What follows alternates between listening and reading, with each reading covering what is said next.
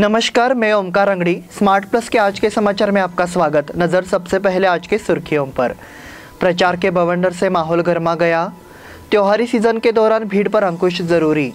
मराठी उम्मीदवार ने किया कन्नड़ भाषा का उपयोग। मनपा चुनाव के लिए सोशल मीडिया उभरा है प्रभावी माध्यम। अरिहंत इंडस्ट्रीज ग्रुप ने भोज में 650 बाढ़ पीड़ितों की मदद की। मध्यवर्ती महाराष्ट्र एकीकरण समिति से स्पष्टीकरण पत्र। होटल आदर्शा पैलेस आपके लिए लाए हैं फूड पार्सल और home delivery service, breakfast, lunch और dinner, south Indian, north Indian, tandoori. कोविड-19 के तहत स्वच्छता और सभी नियमों का पालन। आज ही ऑर्डर कीजिए और घर बैठे लजीज खाने का मजा उठाइए। हर पार्सल के साथ एक mask free. Hotel Adarsha palace, Lingaraj college के सामने, कॉलेज रोड, बेलगावी। फोन 0831 243577 और 8884121718। अब समाचार विस्तार से। नगर निगम चुनाव के लिए उम्मीदवारों के लिए सीमित समय उपलब्ध होने के कारण उम्मीदवारों की भागदौड़ तेज हो गई है। कई वार्डों में उम्मीदवारों की संख्या ज्यादा रही है। वे मतदाताओं से मिलने के लिए दौड़ पड़े हैं। ऐसे में प्रचार के दबाव से शहर का माहौल अब गर्म हो गया है। कार्यकर्ताओं के सुबह से देर रात तक मतदाताओं से मिलने जाने की तस्वीर है। मतदाताओं को आकर्षित करने के लिए उम्मीदवारों का समर्थक नई पहल कर रहे हैं। ये एक समय में कई स्थानों पर संदेश पहुंचाने के लिए समूहों में भी संचार कर रहे हैं। प्रत्येक वार्ड में उम्मीदवारों की संख्या अधिक होने के कारण उम्मीदवारों के समर्थक आमने सामने हैं। यह हमारे नेता और भावी नगर सेवक को बढ़ावा देने के संघर्ष को दर्शाता है। चुनावी मैदान में मय समिति के उम्मीदवारों ने मतदाताओं को मराठी पहचान के लिए बुलाया है। इसलिए राष्ट्रीय दलों के उम्मीदवार विकास और बुनियादी सुविधाएं मुहैया कराने के मुद्दे पर मतदाताओं को लुभाने की कोशिश कर रहे हैं। मतदाताओं के अभियान से माहौल गर्म हो गया है। प्रत्याशी महज 4 दिनों में मतदाताओं से मिलने के लिए जद्दोजहद कर रहे हैं। वार्ड नंबर 7 से प्रत्याशी परेश शिंदे और प्रणय शेट्टी ने सीधे मतदाताओं से संपर्क किया है। वार्ड नंबर 13 में से रविता रेडेकर ने अभियान की अगुवाई की है, जबकि वार्ड नंबर 14 में से शिवाजी मंडोलकर ने मतदाताओं से संपर्क कर आशीर्वाद लिया है। त्योहारी सीजन के दौरान भीड़ पर अंकुश जरूरी। आगामी उत्सव काल के लिए केंद्र ने शनिवार को सभी राज्यों और केंद्र शासित प्रदेशों को निर्देश दिया कि वे भीड़भाड़ न करें और कोरोना के प्रसार को रोकने के लिए सक्रिय उपाय करें। केंद्रीय गृह सचिव अजय भल्ला ने कहा कि कुछ राज्यों में कुछ स्थानीय प्रकोपों को छोड़कर कोरोना की समग्र स्थिति राष्ट्रीय स्तर पर काफ़ी स्थिर प्रतीत होती है। कोरोना पर मौजूदा दिशा निर्देशों को 1 और महीने के लिए बढ़ाकर 30 सितंबर तक कर दिया गया है। भल्ला ने सभी राज्यों और केंद्र शासित प्रदेशों के मुख्य सचिवों को लिखे पत्र में कहा कि इलाज करा रहे मरीजों की कुल संख्या और कुछ जिलों में कोरोना संक्रमण की दर अभी भी चिंता का विषय है। गृह सचिव ने राज्यों और केंद्र शासित प्रदेशों को आगामी त्योहारों के दौरान बड़ी भीड़ को रोकने के लिए उचित उपाय करने और यदि आवश्यक हो तो ऐसी सभाओं को रोकने के लिए स्थानीय स्तर पर प्रतिबंध लगाने का भी निर्देश दिया।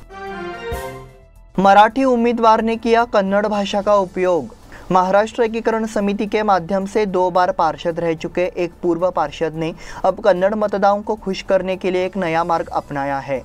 इस नए फंडे की चर्चा जोर शोर से शुरू हो गई है। समिति के वफादार कार्यकर्ता सवाल पूछने लगे हैं कि मराठी लोग इस फंडे को कैसे स्वीकार करेंगे। मराठी भाषियों की एकता के लिए मतदाताओं के एक कदम पीछे हटने की उम्मीद है। इसके लिए कुछ सदस्यों ने समझदारी भी दिखाई है। टिळकवाड़ी क्षेत्र में समाज सेवा कर रहे पूर्व पार्षद अब फिर मैदान में है। मराठी मतदाताओं को गुमराह करने के लिए उन्होंने कन्नड़ में पर्चे बांटना शुरू कर दिया है। इस पूर्व पार्षद ने महाराष्ट्र एकीकरण समिति के माध्यम से चुनावी टिकट अस्वीकार न करने की बात की थी। अब कन्नड़ भाषा में पत्रक वितरित किए गए हैं। सवाल यह है कि इस नए फंडे को क्या कहा जाए। चर्चा है कि इस भूमिका के चलते वफादार मतदाताओं की उम्मीदें धूमिल होती जा रही है। मनपा चुनाव के लिए सोशल मीडिया उभरा है प्रभावी माध्यम। बेलगाम नगर निगम चुनाव ने हर महीने में एक अलग मोड़ लिया है। इस चुनाव के कई नए पहलू बेलगाम के आम मतदाताओं के सामने आ रहे हैं। उसी तरह इस चुनाव में सोशल मीडिया का तूफान भी देखने को मिल रहा है। उम्मीदवारों ने अपने प्रचार के लिए सोशल मीडिया को अपना नंबर 1 माध्यम चुना है। ये इस चुनाव की विशेषता बन गई है। निगम के 58 वार्डों के लिए 385 उम्मीदवार मैदान में हैं। इस बार नगर निगम चुनाव प्रचार के लिए बहुत कम समय है। मतदान दिनांक 3 सितंबर को समाप्त होगा। प्रचार के लिए केवल 7 दिन शेष है। 7 दिनों में सभी मतदाताओं से मिलना जरूरी है, इसलिए अधिकांश उम्मीदवारों ने मतदान तक पहुंचने के लिए सोशल मीडिया का उपयोग करना शुरू कर दिया है। फेसबुक और व्हाट्सएप के जरिए प्रचार प्रसार पर जोर दिया जा रहा है। नगर निकाय चुनाव में सोशल मीडिया का महत्व बढ़ गया है। कोरोना के नियम के अनुसार प्रचार करना है। अभियान के दौरान केवल 4 समर्थकों को उपस्थित रहने की सलाह दी जाती है। मास्क और सैनिटाइजर का उपयोग अनिवार्य है। ऐसे में उम्मीदवारों को चुनाव प्रचार के दौरान काफी सावधानी बरतनी पड़ती है। उम्मीदवार कोरोना नियमों का पालन करते हुए कम संख्या में समर्थकों के साथ मतदान से मिलने घर जा रहे हैं। अरिहंत इंडस्ट्रीज ग्रुप ने भोज में 650 बाढ़ पीड़ितों की मदद की। सहकार महर्षि राव साहेब पाटिल, अभिनंदन पाटिल और युवा नेता उत्तम पाटिल की पहल से अरिहंत उद्योग समूह ने हमेशा सामाजिक कार्यों में अच्छा काम किया है। उत्तम पाटिल ने कोरोना और महापुर के संकट में कई लोगों की मदद की है, इसलिए अरिहंत उद्योग समूह के सामाजिक गर्भनाल को जोड़ा गया है। पीएलडी बैंक के पूर्व चेयरमैन सुनील पाटिल चेयरमैन थे। राजू कड़ोले के प्रारंभिक स्वागत के बाद सचिन केस्ते, अप्पा साहेब कड़ोले, सुनील पाटिल, ग्राम पंचायत अध्यक्ष गुड़सोम मकानदार, राहुल पाटिल और अन्य गणमान्य व्यक्तियों द्वारा बाढ़ पीड़ितों को आवश्यक वस्तुओं का वितरण किया गया। कार्यक्रम में सचिन केस्ते, अप्पा साहेब कड़ोले, ग्राम पंचायत अध्यक्ष गुड़सोम मकानदार, राहुल पाटिल, सुहास चौगुले, अरिहंत परिवार के पदाधिकारी और बाढ़ पीड़ित मौजूद थे। मध्यवर्ती महाराष्ट्र एकीकरण समिति से स्पष्टीकरण पत्र। बेलगाम नगर निगम चुनाव के साथ मध्यवर्ती महाराष्ट्र एकीकरण समिति का इससे कोई लेना देना नहीं है, लेकिन नगर निगम पर भगवा ध्वज लहराना जरूरी है। इसके लिए महाराष्ट्र एकता समिति की ओर से पूर्व महापौर मालोजीराव अष्टेकर ने एक निवेदन प्रसिद्ध किया हुआ है। इसमें बताया हुआ है कि एकता के लिए समिति द्वारा प्रयास किए जा रहे हैं, जबकि एक समाचार पत्र में प्रकाशित किरण गावड़े का बयान कि केंद्रीय समिति को हस्तक्षेप करना बंद कर देना चाहिए, यह निराधार और भ्रामक है। बेलगाम नगर निगम का हिस्सा शहर समिति और तालुका समिति के दायरे में आने के बाद से दोनों समितियों के कार्यकर्ताओं ने काम करना शुरू कर दिया है। कई जगहों पर लोगों ने एक उम्मीदवार को चुनकर रंगूबाई पैलेस स्थित समिति कार्यालय में उनका नाम दिया है, क्योंकि अभी भी कुछ जगहों पर एकता नहीं है। इसके लिए एकता के प्रयास चल रहे हैं। किरण गावड़े निराधार पत्रक छापकर लोगों को गुमराह ना करे और दखल देना बंद करे, ये बात पूर्व मेयर मालोजी अष्टेकर ने कही। इस बुलेटिन में वक्त हो गया है छोटे से ब्रेक का। देखते रहिए smart plus. Hotel Adarsha palace आपके लिए लाए हैं फूड पार्सल और home delivery service, breakfast, lunch और dinner, south Indian, north Indian, tandoori. कोविड-19 के तहत स्वच्छता और सभी नियमों का पालन। आज ही ऑर्डर कीजिए और घर बैठे लजीज खाने का मजा उठाइए। हर पार्सल के साथ एक mask free. Hotel Adarsha palace, Lingaraj college के सामने, कॉलेज रोड, बेलगावी। फोन 0831 2435 और 8884121718। ब्रेक के बाद फिर से आपका स्वागत। महाराष्ट्र सीमा समन्वय मंत्री एकनाथ शिंदे ने एक पत्र में अपील की है कि ये सुनिश्चित करने का प्रयास किए जाने चाहिए कि इस बार के मनपा चुनाव में महाराष्ट्र एकीकरण समिति के उम्मीदवार अधिक से अधिक निर्वाचन क्षेत्रों में जीत हासिल करें। कर्नाटक सरकार पिछले 65 साल से बेलगाम और सीमावर्ती इलाकों में अत्याचार करती आ रही है। मराठी पहचान पर हमला करने के लिए बेलगाम नगर निगम के सामने अनधिकृत लाल पीला झंडा फहराया गया है। सीमावर्ती क्षेत्रों में मराठी भाषियों को भारतीय संविधान द्वारा आम नागरिकों को दिए गए मूल अधिकारों और स्वतंत्रता से वंचित रहना पड़ रहा है। इसलिए मराठी भाषियों की एकता दिखाने के लिए बेलगाम नगर निगम में मराठी भाषियों की शक्ति की स्थापना समय की आवश्यकता बन गई है, ऐसा उन्होंने पत्र में उल्लेख किया है। स्मार्ट न्यूज की आवाज पर जागरूक नागरिकों का प्रतिसाद। बेलगुंदी गांव में आर्थिक रूप से कमजोर परिवार की एक छात्रा को अपनी शिक्षा के लिए सहायता की आवश्यकता है, ऐसा निवेदन स्मार्ट न्यूज़ के जरिए किया गया था और संवेदनशील व्यक्तियों ने उसे अच्छी प्रतिक्रिया दी। सभी ने अपनी क्षमता के अनुसार 500 रुपये से लेकर 1000-2000 तक की मदद की और छात्रा की मदद के लिए खड़े हुए। वासुदेव घोटके विद्यालय की प्राचार्य डॉक्टर सुचेता कुलकर्णी ने नर्सिंग कोर्स की फीस न देने पर अपनी शिक्षा छीनने के डर से परेशान छात्रा तक पहुँचने की पहल की। महात्मा फुले रोड स्थित प्रसाद डिस्ट्रीब्यूटर्स के मुरलीधर भाई और भरत भाई ने सहायता के वितरण को व्यवस्थित करने की पहल की। स्मार्ट न्यूज की ओर से संपादक उपेंद्र बाजीकर ने अपना पहलू बताया। कैंटोनमेंट बोर्ड के वैद्यकीय अधिकारी डॉक्टर अनिगोल ने भी अपना हिस्सा दिया और नर्सिंग कोर्स की फीस की व्यवस्था की गई। एक छोटे से समारोह में फीस बांटे जाने पर शीतल रवलनाथ बुरुड ने आभार जताया। स्मार्ट न्यूज के संपादक उपेंद्र बाजीकर ने इस कार्यक्रम का संयोजन किया। बोरगांव में श्री विठ्ठल रुक्मिणी की मूर्ति स्थापना समारोह संपन्न। सद्गुरु गोपाल तुकाराम वास्कर महाराज ने बोरगांव में नवनिर्मित श्री विठ्ठल रुक्मिणी मंदिर के वास्तु शांति समारोह और विठ्ठल रुक्मिणी मूर्ति स्थापना समारोह की अध्यक्षता की। लगभग 100 साल पुराने विठ्ठल रुक्मिणी मंदिर का जीर्णोद्धार अरिहंत इंडस्ट्रीज ग्रुप के कार्यकारी अध्यक्ष अभिनंदन पाटिल की पहल पर किया गया है।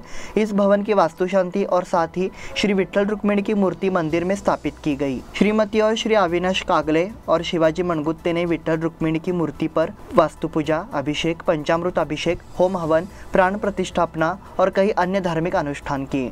ज्योतिष पंडित केदार जोशी ने अनुष्ठान किया। आयुक्तों ने की चुनाव कार्य की समीक्षा। नए नगर आयुक्त डॉक्टर रुद्रया घाली ने शनिवार 28 को नगर निगम चुनाव की समीक्षा की।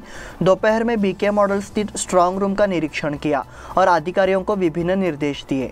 1 महीने बाद निगम को कमिश्नर मिला है। डॉक्टर घाली ने शुक्रवार रात को सूत्रों को स्वीकार किया। उसके बाद आज सुबह उन्होंने नगर निगम कार्यालय में अधिकारियों से मुलाकात की। दोपहर बीके मॉडल स्थित स्ट्रांग रूम का निरीक्षण किया। अधिकारियों को विभिन्न निर्देश दिए गए। ईवीएम को स्ट्रांग रूम में रखा जाता है, जिसमें उम्मीदवारों के नाम, पार्टी और चुनाव चिन्ह होते हैं। बताया जा रहा है कि अभ्यर्थियों के सामने इन मशीनों का निरीक्षण किया गया। बटन दबाने के बाद यह सुनिश्चित हो गया कि मतदान सही हो रहा है। शिक्षा मंत्री बीसी नागेश ने की ठड़कवाड़ी हाईस्कूल की भेंट। ठड़कवाड़ी हाईस्कूल को राज्य के शिक्षा मंत्री बीसी नागेश ने हाल ही में सदिच्छा भेंट की। इस समय आयोजित कार्यक्रम में मंच पर विधायक अभय पाटिल, स्कूल कमेटी के अध्यक्ष यशवाय प्रभु, प्रधानाध्यापक आर कुड़तुरकर, क्रीडा भारती प्रमुख अशोक चिंत्रे, नवीना शेट्टीगार मौजूद थे। जिला माध्यमिक शिक्षक संघ के सचिव उमेश कुलकर्णी ने परिचय दिया। शिक्षा मंत्री नागेश ने कहा, बाकी स्कूलों में नियमित कक्षाएं शुरू करने को लेकर हम जल्दी फैसला लेंगे। यस गोष्ठी ने बयान पढ़ा। बयान में कहा गया है कि 2015 के बाद के रिक्त पदों को भरा जाए। 2006 के बाद के शिक्षकों को पुराने पेंशन मिले। कोरोना के कारण कल श्री कृष्ण जन्माष्टमी का उत्सव। कृष्ण जन्माष्टमी यानी गोकुलाष्टमी कल सोमवार 30 तारीख को है। यह उत्सव इस वर्ष नगर क्षेत्र में सरलता से मनाया जाएगा। विभिन्न गोकुलाष्टमी उत्सव बोर्डों द्वारा सार्वजनिक कार्यक्रमों को रद्द कर दिया गया है। यह लगातार दूसरा वर्ष है जब दूसरे दिन आयोजित होने वाला दही हंडी उत्सव कोरोना की चपेट में आ गया है। नगर क्षेत्र में सोमवार की रात कम संख्या में श्रद्धालुओं की मौजूदगी में जयंती मनाई जाएगी। इस्कॉन की ओर से राधा गोकुलानंद मंदिर में कृष्ण जन्माष्टमी महोत्सव आयोजित किया जाएगा। पिछले साल कोरोना के चलते त्योहार ऑनलाइन मनाया गया था। मंगलवार को इस्कॉन की स्थापना की 125वीं वर्षगांठ 31 तारीख को मनाई जाएगी। चवाड़गली में सार्वजनिक गोकुलाष्टमी उत्सव की ओर से वेंकटेश मंदिर में धार्मिक कार्यक्रम आयोजित किया जाएगा। श्री कृष्णाष्टमी के अवसर पर शनिवार से कैंप स्थित मारुति मंदिर में ज्ञानेश्वरी पारायण समारोह चल रहा है। एआईएफसी के अध्यक्ष के रूप में आदित्य ठाकरे। महाराष्ट्र के पर्यावरण मंत्री आदित्य ठाकरे को भारतीय फुटबॉल कोच संघ का अध्यक्ष नियुक्त किया गया है।